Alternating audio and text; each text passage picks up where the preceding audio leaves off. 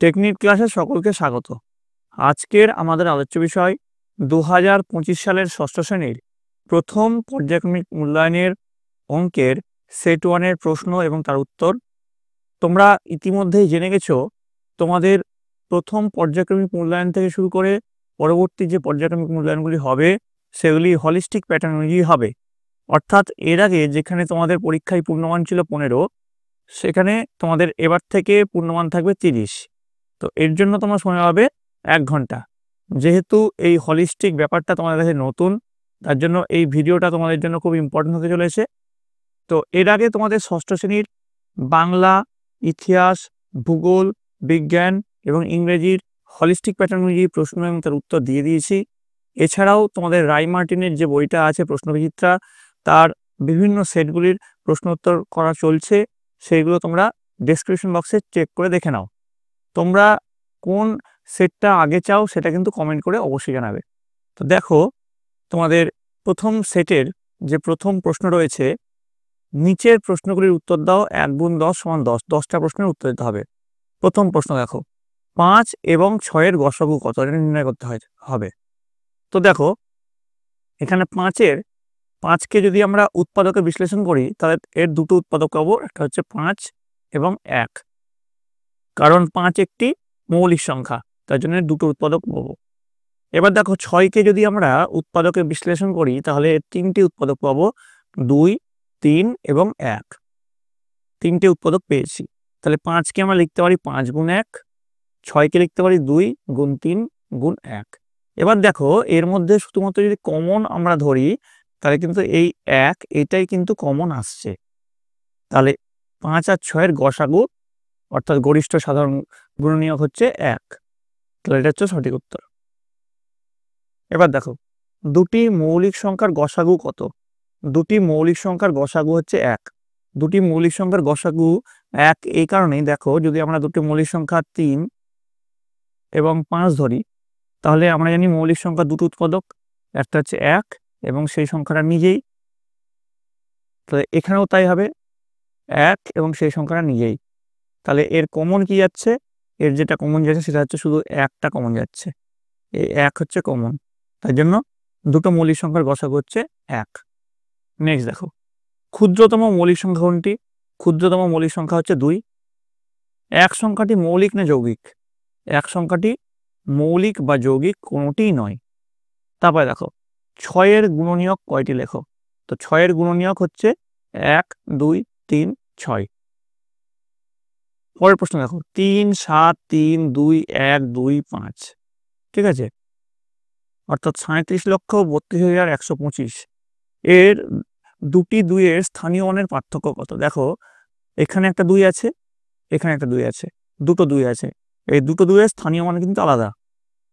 দেখো, এই দুইটার স্থানীয় মান এখানে যদি আমরা 2 লিখি, স্থানীয় মানের নিয়ম হচ্ছে পরেরগুলোতে আমরা শূন্য বসিয়ে দেবো। তাহলে এর স্থানীয় মান হচ্ছে 2000, আর এর স্থানীয় মান কত? এর স্থানীয় মান হবে তোমাদের, এই 2 এর স্থানীয় মান হবে 2, 0। তাহলে একটা হচ্ছে 2000, একটা হচ্ছে 20। তাহলে দুটো স্থানীয় মানের পার্থক্য কত হলো? স্থানীয় মানের পার্থক্য হলো 1980। দেখো, LXV এবং XLV এর বিয়োগফল কত? তাহলে LXV এর মান হয় 65 এবং XLV এর মান হয় 45। তাহলে এর বিয়োগফল হচ্ছে 20, মানে হচ্ছে XX। এবার দেখো পরের প্রশ্ন, এমন একটি ঘনবস্তু আঁকি যার বক্রতল ও দুটি সমতল। একটি বক্রতল আর দুটি সমতল। দেখো, যদি আমরা চোঙাকৃতি কোটো এমন একটি ঘনবস্তু যার একটি বক্রতল ও দুটি সমতল আছে। একটি বক্রতল দেখতে পাচ্ছ আর দুটি উপরে আর নিচে দুটি সমতল। এবার বলছে প্রবৃদ্ধ কোণ কাকে বলে? উত্তর লিখবে, যে কোণের মান 2 সমকোণ বা 180 ডিগ্রি এর বেশি কিন্তু 4 সমকোণ বা 360 ডিগ্রির কম, তাকে প্রবৃদ্ধ কোণ বলে। 215 ডিগ্রি কোণ একটি প্রবৃদ্ধ কোণ। দেখতে পাচ্ছ, তার ছবিটা পাশে আঁকা রয়েছে। এবার দেখো, x > 12 এই সংখ্যামালাটিকে ভাষায় লেখো। উত্তর লিখবে, x > 12 মানে x এর মান 12 থেকে বেশি অথবা সমান। পরের প্রশ্ন, নিচের প্রশ্নের উত্তর দাও। 1 গুণ 2 সমান 2। প্রতিটি প্রশ্নের মান আছে এখানে 1 করে।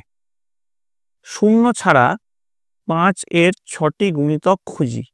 শূন্য ছাড়া 5 এর 6টি গুণিতক যথাক্রমে 5, 10, 15, 20, 25, 30।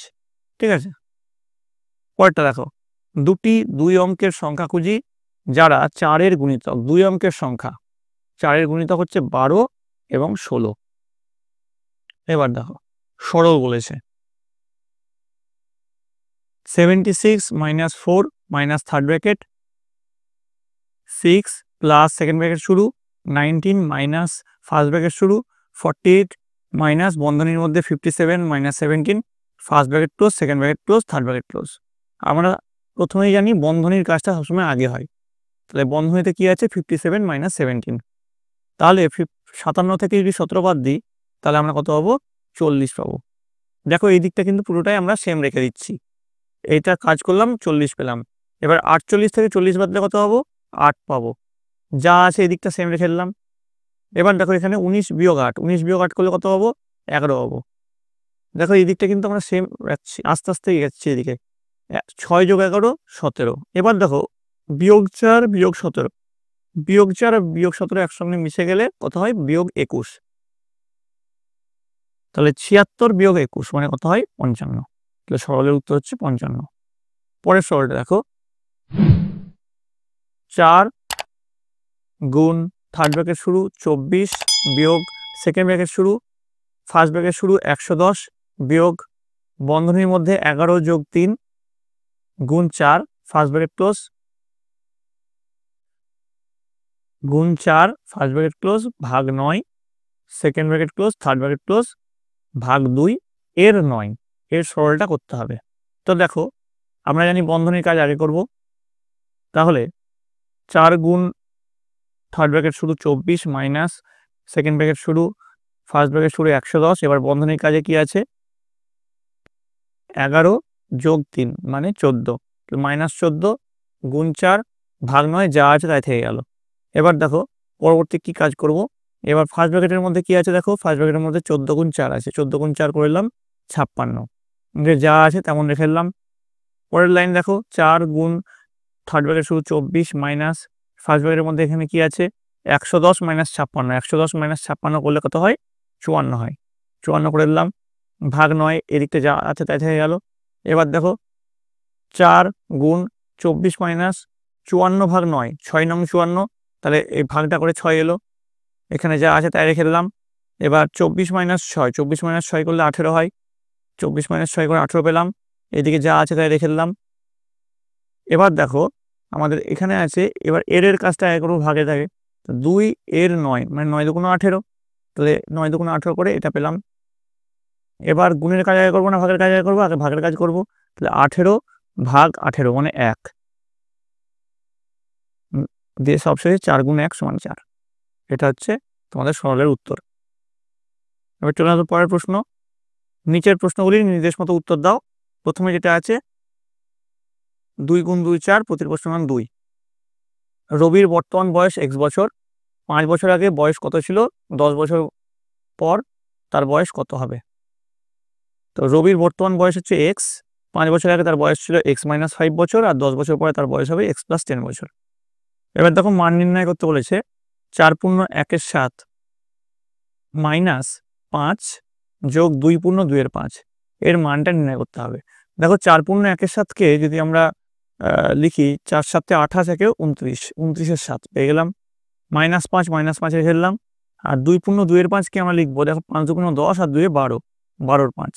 এবার দেখো নিচে 7 5 আছে, 5 আর 7-এর লসাগু কত হবে 35 হবে, তো 35 লসাগু করে লিখলাম। এবার দেখো এইভাবে আমরা দেখো 35 5 7 35, 29কে 5 দিয়ে গুণ করলে 145 পাবো। আচ্ছা 35কে 5 দিয়ে গুণ করলে 175 পাবো, 5 7 35, 12কে 7 দিয়ে গুণ করলে 84 পাবো। এবার দেখো উপরে 229 মাইনাস 175 হচ্ছে, নিচে 35 আছে। এবার 229 থেকে 175 বাদ দিলে 54, আর নিচে 35 যেমন আছে থেকে গেল, তাহলে এটা হচ্ছে 1 পূর্ণ 19 35। ঠিক আছে, এবার দেখো এখানে যে কোনো দুটি না সবকটা প্রশ্নেরই উত্তর দিতে হবে।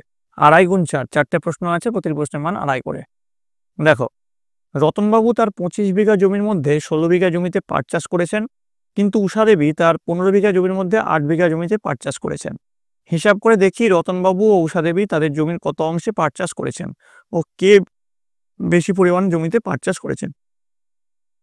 তা দেখো, রতনবাবু 25 বিঘা জমির মধ্যে 16 বিঘা জমিতে পাট চাষ করেছেন, অতএব রতনবাবু পাট চাষ করেছেন তার জমির 16/25 অংশে। উষা দেবী 15 বিঘা জমির মধ্যে 8 বিঘা জমিতে পাট চাষ করেছেন, অর্থাৎ উষা দেবী পাট চাষ করেছেন তার জমির 8/15 অংশে। এখন 16/25 এটাকে যদি আমরা লিখি, উপরে 3 দিয়ে গুণ করলাম, নিচেও 3 দিয়ে গুণ করলাম, মানে 48/75। আর 8/15 এটাকে লিখবো, উপরে দেখো 5 দিয়ে গুণ করলাম, নিচেও 5 দিয়ে গুণ করলাম, অর্থাৎ 40/75। কেন এখানে 3 দিয়ে গুণ করলাম, কেন এখানে 5 দিয়ে গুণ করলাম? দেখো, নিচে 25 আর 15, এই হরটাকে সমান করার জন্য দেখো 3 25 75, আবার 5 15 75, হরটাকে সমান করার জন্য উপরে 3 দিয়ে গুণ করলাম, মানে এখানে উষা দেবীর ক্ষেত্রে আমরা 5 দিয়ে গুণ করলাম, আর এখানে যেটা রতনবাবুর ক্ষেত্রে আমরা 3 দিয়ে গুণ করলাম। এইভাবে আমরা নিচের হরটা সমান করে দিলাম, তাহলে বুঝে গেলাম এখানে দেখো 48/75 হয়ে গেল, এখানে 40/75 হয়ে গেল। এদিকে দেখো তাই করা আছে, দেখো 25, এই 25 আর 15কে যদি আমরা লসাগু করি তাহলে কিন্তু আমরা 75ই পাবো। বোঝা গেছে? সে 75টা আনার চেষ্টা করলাম। এবার 48/75 40/75 থেকে অবভিয়াসলি বড় হবে, তাহলে সেটাকে এবার কাটাকাটি করলাম, 16/25 8-এর 15 থেকে বড়, তাহলে রতনবাবু বেশি অংশে জমিতে পাট চাষ করেছেন। এটা হচ্ছে উত্তর। পরের প্রশ্ন, দুটি সংখ্যার গসাগু ও লসাগু যথাক্রমে 8 ও 280। একটি সংখ্যা 56 হলে অপর সংখ্যাটি কত? আমরা জানি দুটি সংখ্যার লসাগু গুণ গসাগু মানে হচ্ছে দুটি সংখ্যার গুণফল, তাহলে অপর সংখ্যাটি মনে হচ্ছে দুটি সংখ্যার লসাগু গুণ গসাগু বাই একটি সংখ্যা, তাহলে 280 গুণ 8 বাই 56, তাহলে এখানে কাটাকাটি করলে আমরা পেয়ে যাবো 40। 40 হচ্ছে সঠিক উত্তর। পরের প্রশ্ন, 2,34,567 এর সাথে কোন ক্ষুদ্রতম সংখ্যা যোগ করলে যোগফল 835 দ্বারা বিভাজ্য হবে? দেখো, 835 দিয়ে করছি আমরা। প্রথমে দেখো 2 দিয়ে যদি আমরা গুণ করি তাহলে 1670 পাবো, বিয়োগ করলাম, এখানে আছে 675, এই 6টা নামালাম, আবার 8 দিয়ে গুণ করলাম, 8 দিয়ে গুণ করে আমরা যেটা পেলাম 6680 দিয়ে এখানে বিয়োগ করে পেলাম 767 76, আর এই 7টা নামালাম। এবার দেখো 767 এটা কিন্তু আমাদের কম হয়ে যাচ্ছে 835-এর থেকে, তো এখানে হলো 0 দিয়ে আমরা গুণ করবো, তাহলে এখানে 0 পেলাম, 767। এবার দেখো নির্ণেয় ক্ষুদ্রতম সংখ্যা কত হবে? 835 - 767 মানে 68। ঠিক আছে, এবার দেখো সবচেয়ে শেষ অঙ্ক, এটা তোমার বইয়েও পেয়ে যাবে, এটা তো তোমাদের বইয়েরই অঙ্ক। দেখো, একটি কোম্পানির 40 জন ইঞ্জিনিয়ার 30 দিনে 180টি মোটর বাইক তৈরি করতে পারে। 200 দিনের মধ্যে 27টি মোটর বাইক তৈরি করতে কতজন ইঞ্জিনিয়ার লাগবে? এবার গণিতের ভাষায় আগে লিখে নিলাম ল্যাপটপ, এটা টি দিয়ে আমরা প্রকাশ করছি, 180 সময়ের পরিমাণ দিন 30 আর ইঞ্জিনিয়ার 40, তাহলে 2700 ল্যাপটপ, 200 দিন, কত ইঞ্জিনিয়ার? দেখো, 180টি ল্যাপটপ 30 দিনে তৈরি করতে 40 জন ইঞ্জিনিয়ার লাগে, তাহলে 180টি ল্যাপটপ একদিনে তৈরি করতে 40 গুণ 30 জন ইঞ্জিনিয়ার লাগবে, তাহলে একটি ল্যাপটপ একদিন তৈরি করতে 40 গুণ 30 বাই 180 জন ইঞ্জিনিয়ার লাগে। তাহলে এবার 2700টি ল্যাপটপ একদিন তৈরি করতে 40 গুণ 30 গুণ 2700 বাই 180 জন ইঞ্জিনিয়ার লাগবে। এবার 2700টি ল্যাপটপ 200 দিনে তৈরি করতে 40 গুণ 30 গুণ 2700 বাই 180 গুণ 200 জন ইঞ্জিনিয়ার লাগবে। এবার যদি এটা কাটাকুটি করি, তোমরা দেখো কাটাকুটি করে আমরা কত পাবো? 90 পাবো। তো 2700টি ল্যাপটপ 200 দিনে তৈরি করতে 90 জন ইঞ্জিনিয়ার লাগবে। তো এই ছিল তোমাদের ষষ্ঠ শ্রেণীর প্রথম পর্যায়ক্রমিক মূল্যায়নের হলিস্টিক প্যাটার্ন অনুযায়ী প্রশ্ন এবং তার উত্তর। তোমাদের এরপরে আর কোন সাবজেক্ট লাগবে সেটা অবশ্যই জানাবে।